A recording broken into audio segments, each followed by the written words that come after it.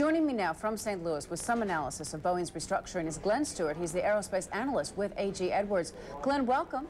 Thank you. Well, as you can see there, Boeing giving back 6 and change right now, but also a lot of the other aerospace companies down as well. Is this a Boeing effect here? Yes, it is. It seems like when Boeing sneezes, the suppliers catch a cold. And I really don't believe that that is the fundamental situation at the suppliers, but that's what we're seeing in the marketplace today. You know, also what we're seeing in terms of Wall Street's reaction, as Rhonda Schaffler just mentioned down there on the floor of the New York Stock Exchange, is that there really don't seem to be any bargain hunters for Boeing in sight at all. Does this simply mean that right now the air has just gone completely out of the tires for Boeing, as it were? Basically, yes. The compassion for the Boeing shares has really dwindled. Here, our confidence in management has, at this point, is really non-existent, given that roughly 18 months ago, we were looking for projections in 1999 to be somewhere in the $4.50 range, and that has been reduced over the last 18 months by guidance of the company. And at this point, we just don't have any room to just give the benefit of the doubt. Right. Not to mention, Boeing announced a much heralded big stock buyback program, you know, several weeks ago, and everybody thought, well, that certainly is a vote of optimism for the company. What about that stock buyback program? Is that still going to take place? That'll still take place, and that will help the company get to $1 per share for this year, and as well to get to that $1.50 or $1.80 next year. But nevertheless, the company still has a lot of hurdles to go. Glenn, we're hearing people from Seattle to New York to Hong Kong basically say that Boeing is really blaming Asia on these problems, really to mask what are very much managerial problems within Boeing. Can you comment on that? Yes, you can argue that there is a snafu in management strategy of how to produce the largest number of commercial aircraft in the aviation history. Management can also be cited for some of the misguidance that's been given on the street, which has disappointed investors for the last several months. So it's kind of tough to continue to pass the buck. And typically in these cases, we do start to look at the person at the top. One of the biggest kicks in the shin for Boeing recently had been when it lost its contract to British Airways, and it lost that contract to Airbus Industry, which really must have hurt there. Any word today about Airbus Industry and how it is positioned now? Well, it is trying to position itself to be publicly traded around the year 2000. But right now, I think their motive is really to generate a nice-sized backlog and win over some new customers. And they've been essentially doing that by reducing their prices by 20% over the last several months. And this has been a major thorn in the side for Boeing. It has indeed been a major thorn in the side. Actually, because Airbus is a consortium of 4 of Europe's biggest plane makers, and that actually includes Daimler Chrysler Aerospace. Now, that's a big name to be dealing with these days. Well, of course, as you mentioned, it is a consortium. I kind of wonder if Boeing really understands the motive of Airbus. I mean, this is a European consortium, which I believe their lifestyle is more so eat, drink, and be merry instead of trying to find who will be the next millionaire. And as I said, their accountability is not the same. They do not have shareholders to account for. All right, let's talk a little bit about the numbers at Boeing right now, if we could. They're saying that the cash flow should actually be okay for the next couple of years. That will allow for the continuation, again, of the stock buyback program. Meanwhile, though, tell me about how the orders are being cut, and will we see more orders cut, not just from Asia, but from around the world? Well, if you're speaking of orders, it's primarily from the Asian regions, where we're finding that the airliners are having difficulties perceiving that they could take their delivery.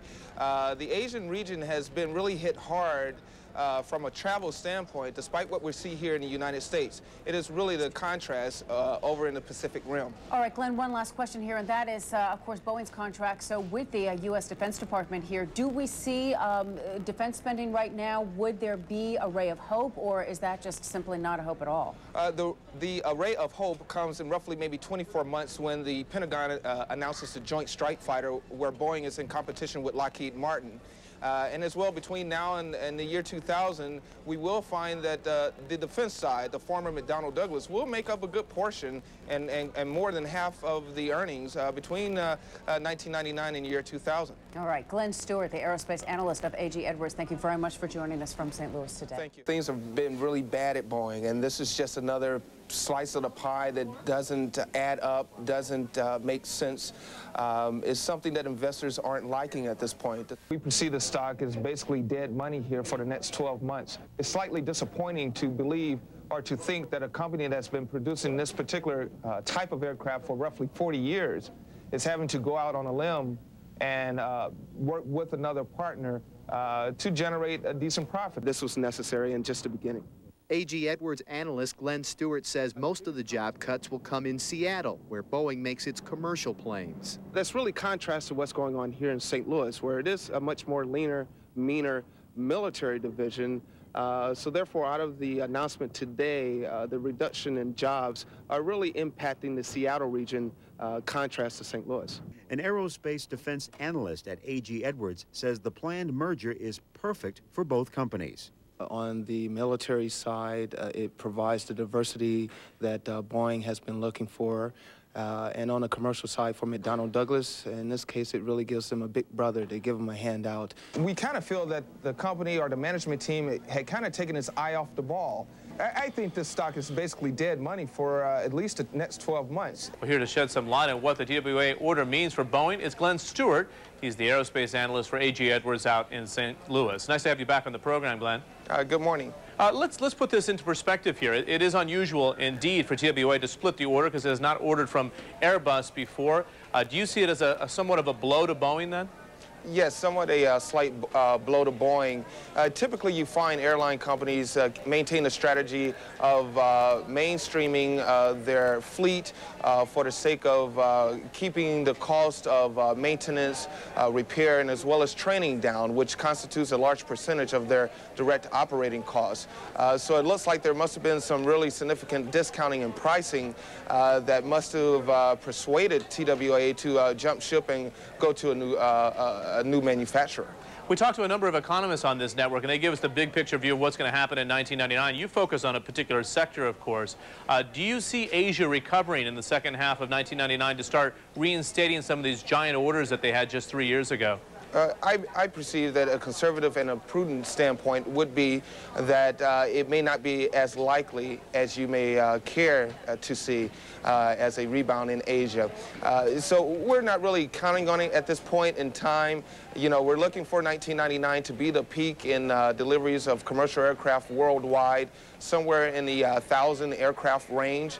And then from that point, we're looking for a reduction of about 15%, according to Boeing. It looks like a 20% decline in world aircraft deliveries. Let's get to the brass tacks here. If you're a long-term investor, do you like Boeing? What's your rating on the stock? Well, right now we're doing a reduced position at this particular time. It's specifically for those investors that are more short-term oriented, 12 to 18 months. We feel that the stock will be dead money during this time. The stock may just trade sideways. There could be some additional downside pressure on the stock, so we may feel that your funds may be served elsewhere. But if you're really a hardcore long-term holder, 3 to 5 years minimum, I would say to maintain your position in Boeing. All right, we don't find too many of those in the market anymore. Very quickly, in about 15 seconds, any of the subcontractors you still like in the market right now? Yes, there's two specifically. BF Goodrich, a manufacturer of aircraft gears, landing systems, evacuation systems, very cheap, diversified, and pays the highest dividend yield in the aerospace group. And as well, BE Aerospace, the manufacturer of seats, planes, and galley systems.